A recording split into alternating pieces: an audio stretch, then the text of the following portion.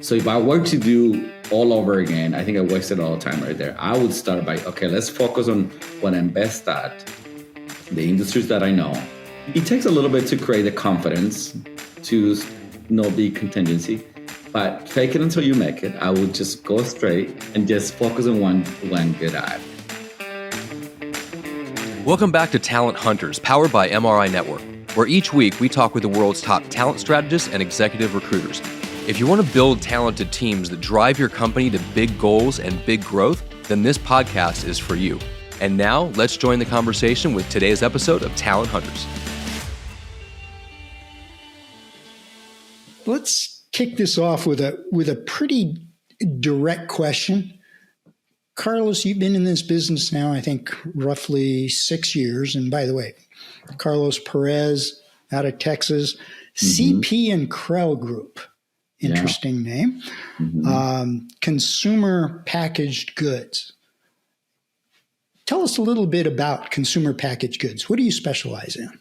Yeah, so we do that because of my background. I was actually in corporate for over 25 years doing working with companies in the beauty, wellness, and fashion.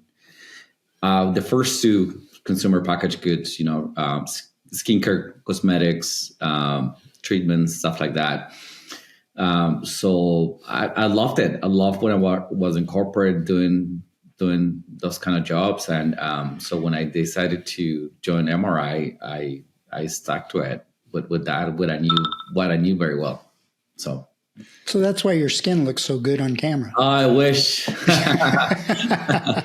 love it. So you got into MRI out of the corporate world. What made you want to do recruiting? Never in my life I thought I was going to be a recruiter. I don't think anyone does. I don't think you think, I'm going to graduate from college and go and recruit. But I had worked with recruiters in the past. I didn't have a lot of great experiences. But really, in my last corporate jobs, I did a lot of management roles. I helped companies to open markets internationally. I did a lot of global expansions. And as I work with these companies, I went through the whole process, right? From the homework to opening the offices and hiring the staff. I always enjoyed that part. I did, like I say, corporate for many years. Then into consulting, I got into the opening, international offices. And then I got to the point where I wanted to do something more specific. I wanted to do something for my own. And my wife was great at pushing me to do that. And then I started looking into franchises because I had also worked at some point for a franchise, Liberty Tax Services, and I helped them to open like 80 offices. I was like, you know what? I like that. I like that model because they teach you how to do the business and they know the in and outs. So I work with a broker and she brought to me a bunch of different franchise systems, restaurants, this and that, and I could not see myself doing any of that. And then MRI came along and she said, "Have you heard about this guy?" So I was like, "Never." And what do they do? And so I was intrigued. And then at the time, MRI had some offices in Philadelphia. I went there, met with them, and I thought, okay, I think I could do this, and I think I could relate to the owner's profile because a lot of them had been executives in corporate, had decided to go on their own, and they were being very successful. So I was like, I think I can do this. So that's why I joined MRI. I didn't know anything about recruiting. Like I say, I never planned on being a recruiter, but I say, okay, if I'm going to do this, then I need to learn from the best. And from my homework and from the research that I did, MRI was one of the best ones. So that's how I went that path. Well, I have to agree with you. I've been here 38 years. And so I can't see doing it anywhere else. They just train you right. You joined at a really interesting time. You got a chance to get your office up and running. And then we hit the pandemic. Mm-hmm. How did your business change from when you joined through the pandemic and today? How did you deal with the pandemic first? Yeah, I think like all of us, right? We were trying to figure it out as we were going along. There was a pause for a little bit. I think two things changed. One, the way that I was going to structure my business long term, and then also kind of the clients that I work with. One of the things to our benefit was that being in the beauty and wellness industries, those industries guys kind of never stop. There was not a lot of production, but there was a lot of production of hand sanitizers. And there was a lot of people wanted to look good in cameras, right? So there was a pause a little bit, but then as people started to navigate with COVID and learning how to go back to work on a different way that they used to, then roles became active. So I think our industry, like all of them, was hit, but not as bad. I think we although there was a little pause, we continued to recruit. And as far as the structure of my business, before COVID, I was getting ready to, open a big office and have all these employees and all that. And that changed.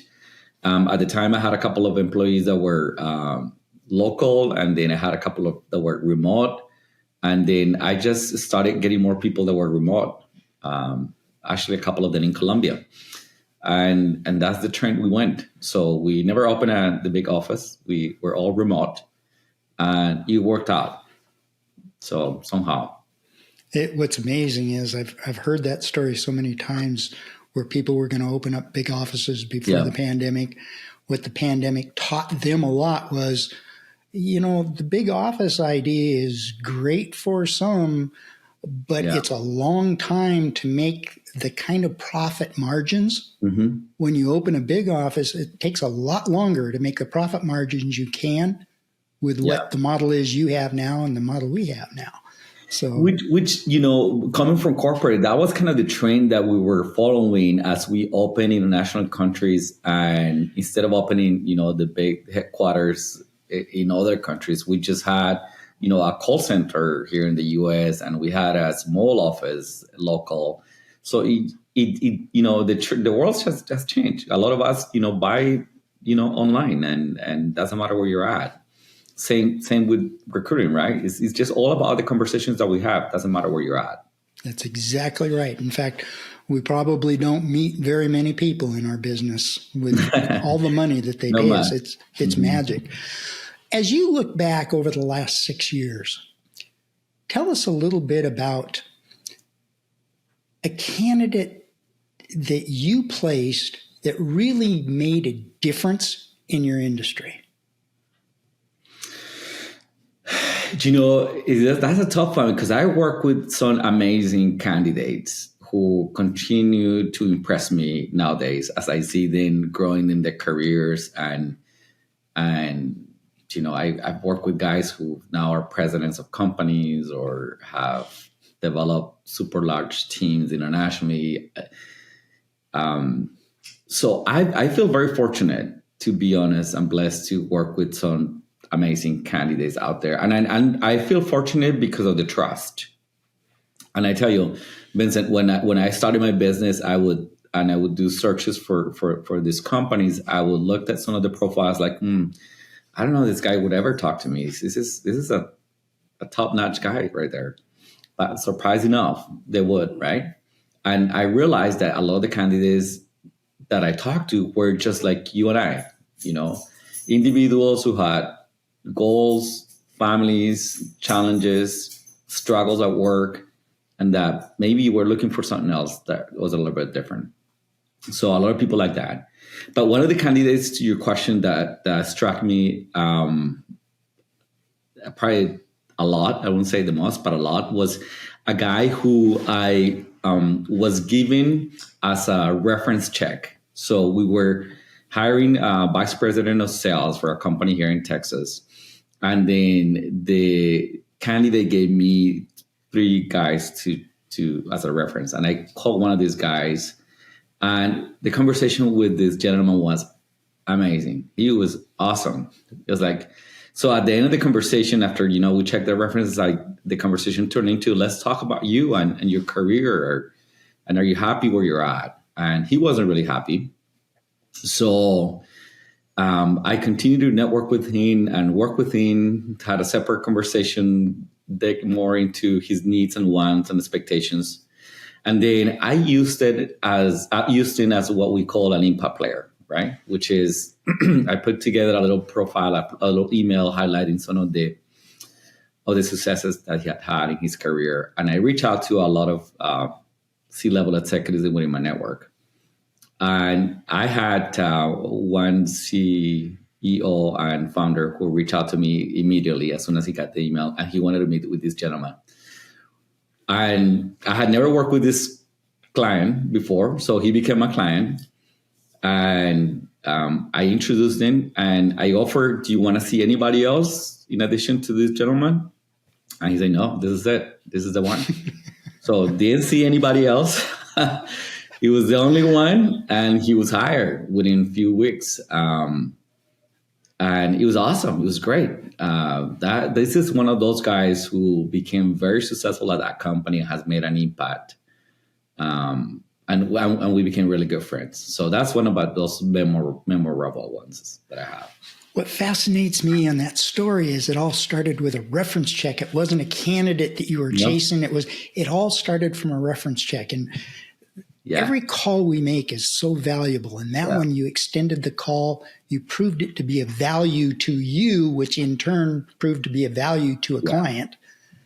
Fabulous story. Thank you. And I think what's interesting is that guy that I was checking the reference for, he never got that job. He was never hired for that position. So they ended up going with someone else.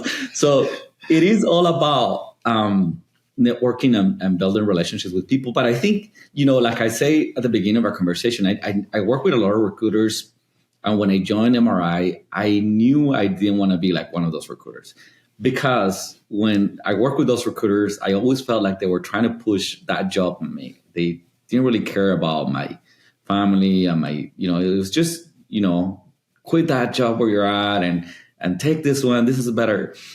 I try not to do that. I try to understand where they're at and learn more about their family and see if it makes sense for them, right? And I think people appreciate that. And I think that's helped us a little bit here.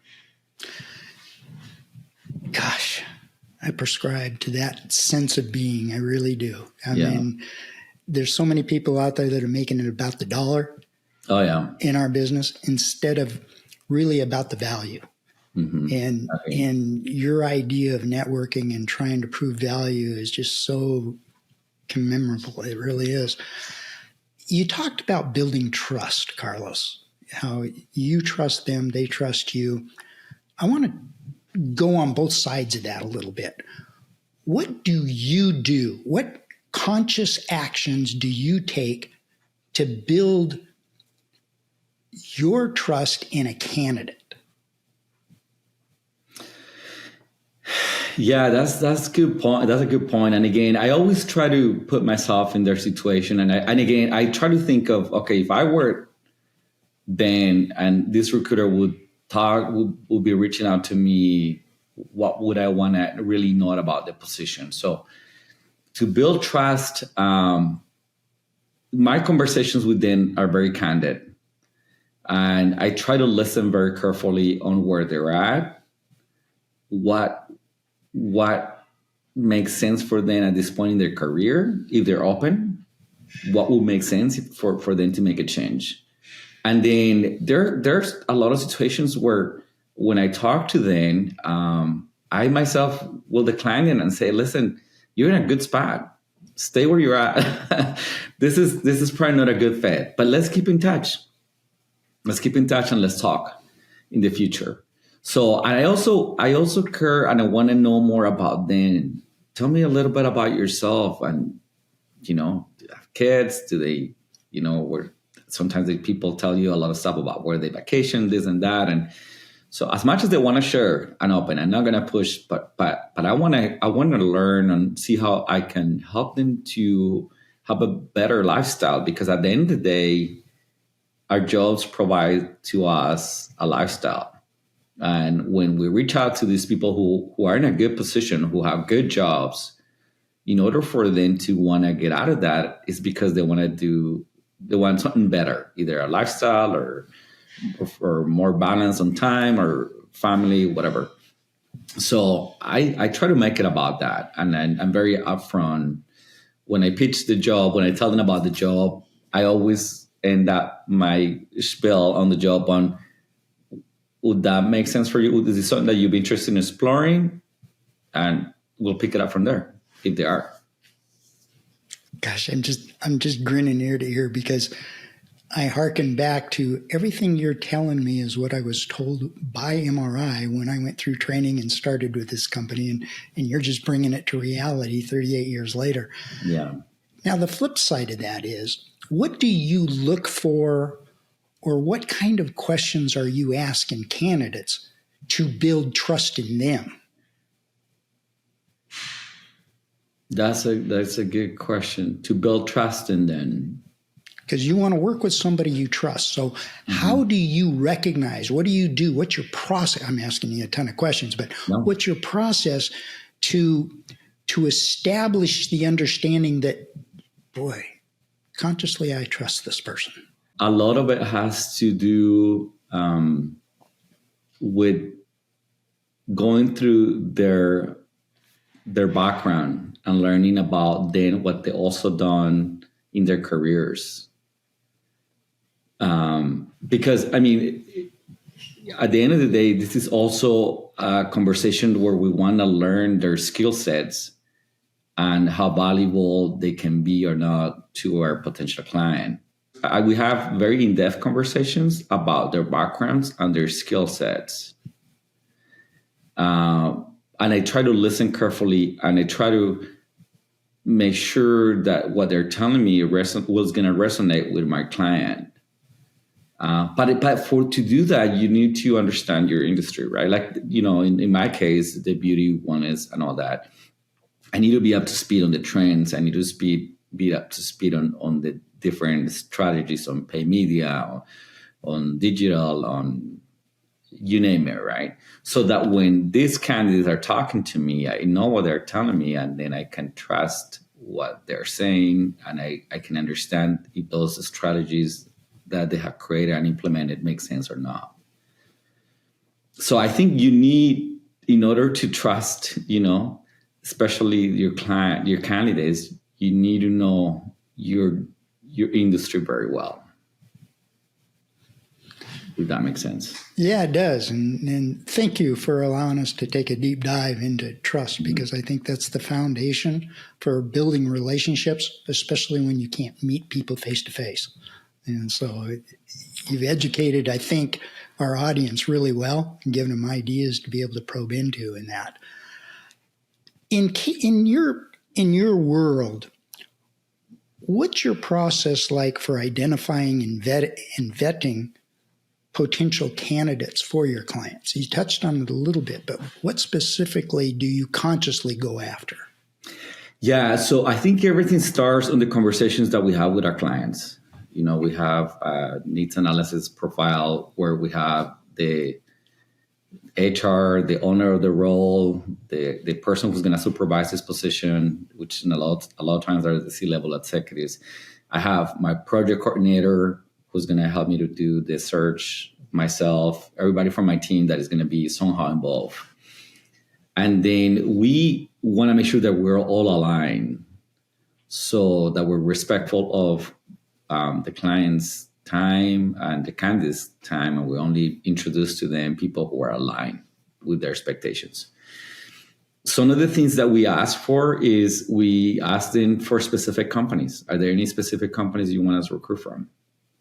In my industry, you have a lot of the big companies like the L'Oreals and the Estée Lauders and the Revlons, right? And there's some companies that will tell you, I don't want anyone from Estée Lauder. I want someone, I would love to see someone from X or Y. So we want to hear that, and when they say that, I also want to hear why. What is it about those companies? What is it that they're doing that you would like to have within your company? So we talked about companies, we talked about geographically. We want to make sure that we're aligned on, is it going to be remote or is it going to be hybrid, or how many times are they going to be at the office and so on. We talked about education. We talk about years of experience. We talk about, background, languages. Do they need to speak any? Are they going to work with other countries? All that. As much information as we can get, the better that we can get at our searches. And that's how we go about to go and start finding talent. At this point, after these years, we've been able to build a pretty solid network of beauty, wellness, and fashion experts. So that's where we start, right? We got to have someone. And sometimes I'm talking to clients and I'm thinking, oh, I know the perfect person for this role. This is so-and-so, right? Just because you talk with them, often and you get to know your people.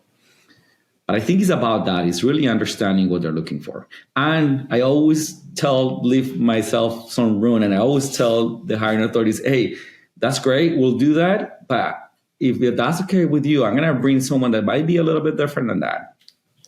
And I leave that door open because I've seen that sometimes I find people that know exactly what they're looking for, but from what I hear and from my experience in corporate, it might help them to have someone like that. So I just throw that person in there, and I have had good experiences with that. Not too far, but a little something that they might not be thinking of. Gosh, what a fascinating story. I mean, it really is. I'm fascinated by your background, living all over the world, working all over the world. The business that you have, you're taking all over the world. How has your cultural background benefited your business in recruiting? It's been huge. We do speak several languages in our firm, and understanding the cultural nuances have really made a difference.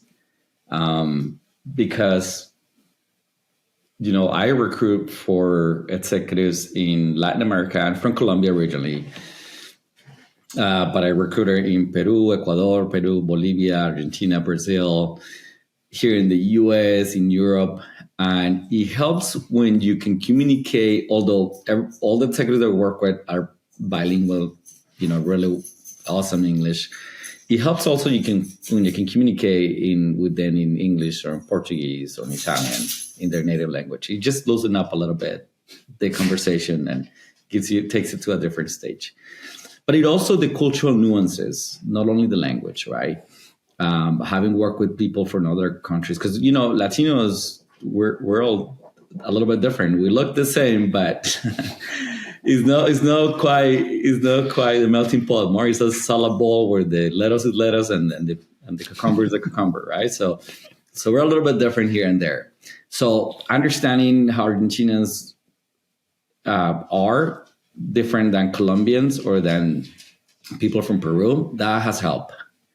So that has come to be a great advantage for us, definitely. Wow. Never thought about that. I don't speak any other languages, never have. My Spanish, El Camino, tacos. But no, it's fascinating. I was really mesmerized by your background. Thank you. The experiences that you've had and so forth. And I truly wanted to understand if that's brought a benefit, and clearly it has. Oh, yeah, it has, definitely. Wonderful. So what do you do? I mean, obviously you are focused on business. Your whole career has been focused on being successful. You've persevered. You opened up a new business. You persevered through really a horrible time in the world, and really blossomed after that, even though it didn't hit you as much as it might have hit some others. What do you do to unwind after work? Yeah. I have 4 kids, but they're all pretty grown up right now. I just dropped my youngest at college this summer. So I have one boy who's in New York now. He's going to LSU. One girl who's in Utah going to school, and then one son who's in Marion in Spain going to school too. So and my wife and I, we spend a lot of time doing family stuff together. I have a couple of dogs that are awesome, that I take on walks. I enjoy reading. I enjoy really spending time with family. I'm the youngest of 9 kids. So I know. Gosh. So I kind of grew up, surrounded by the fun of being around with family and nephews and nieces and all that stuff. Although a lot of my family is in Colombia, but I do have family here. But we enjoy that. We also enjoy serving in the community. I'm an active member of my church. We do a lot of stuff in the community. We're building some organizations here in the Hispanic community in Dallas that we're helping with. So that's gratifying, and it kind of keeps things in perspective, right? Work is great. I love my job. I love what I do, but I also work. I also love, working with others in the community and giving up a little bit. 4 kids. Yep. The baby's going to college. Yeah. Any chance family might come into the business? Do you know? I don't know. Actually, my daughter-in-law works for me now. She's one of my PCs, and she's one of the best ones I ever had. She's in Spain while my son is finishing his master's, and I was like, listen, you don't have a lot to do there. Let's just join me here. And we didn't think about it, but it happened, and it's been great. She's awesome. How long has she been working with you? She's been for about 6 months now. Really? Yeah. Oh, that's awesome. Wonderful. She's awesome. She's so great. Family is involved, and there's your family legacy. Yeah, my kids, just like I did, I went in a different route, and I love what I did, what I do. I always tell my kids, also just find your place. And my son, the oldest, like I say, he's a professional photographer, and now he's doing a master's on that, and he loves it. And I'm like, look, whatever makes you happy, right? Same with my other son is in sports, my other son, girls in communications, and so on. So I really believe that you gotta go for your dreams, and life is short. Make it be a fun one, and be happy. So you have a son in sports. Yeah, so the one who's doing a master's is a sports marketing, and he's working right now actually doing an internship in Spain with one of the soccer teams there. Oh, my. Yeah, it's fun. Well, I know Ashley's listening to all this, and she's probably taking notes adamantly because marketing and sports is her background. I already connected them. She's awesome. She's the best. She has an amazing background. Yeah. Yeah, that's awesome. Well, Carlos, what questions do you have for me? Hey, thanks for asking that. So tell me, is there, now that you see your business so many years later, if you were to start now, what would you do differently, Vince, that when you started back in the day? This comes from my heart. Yep. I started as an AE working for somebody else. I bought the business from him about 17 years, I take that back, 14 years after I went to work for him. I wouldn't do anything differently. I was blessed to go to work for a gentleman that was trained by MRI, and he was disciplined to that training. And I was somewhat of a little bit ADD. If I was engaged in something, I'd pay attention. But he kept me disciplined to the MRI training. And as I bought the franchise from him, I did the same thing with my people. So that was a great question to ask. I really would not change anything. I feel blessed that I got part of MRI. But let me turn that around. 6 years into the business, what would you coach a younger Carlos to do differently? Yeah, when I started, I think like a lot of us, we make mistakes. I was finding my way. One thing that I did is I didn't go into my specialty, into my business, beauty, wellness, and fashion. I was trying to find whatever I could, and then someone who had just joined MRI told me, "Hey, I'm doing engineering. I have a lot of jobs. Why don't you join me? And then we'll do architecture and engineering and all that stuff." And I say, "Listen, I'm not a hungry dog. I'll take whatever. I'll do it." And I spent a lot of time doing something that I didn't enjoy, which was talking about engineering and all that stuff that I didn't even know a lot about either. And a lot of those searches were also contingency. So it was like 5-10 recruiters working on it at the same time. So I spent a few months doing that until I did a timeout. I was like, wait a second. This is not working. One, I don't enjoy it. Second, this is not the industries that I'm passionate about. And third, contingency doesn't work for me. So I told my friend, thank you, love you for the opportunity, but I got to go back to what I know how to do. So if I were to do all over again, I think I wasted all the time right there. I would start by, okay, let's focus on what I'm best at, the industries that I know. And, it takes a little bit to create the confidence to not be contingency, but fake it until you make it. I would just go straight. No contingency, and just focus on one I'm good at.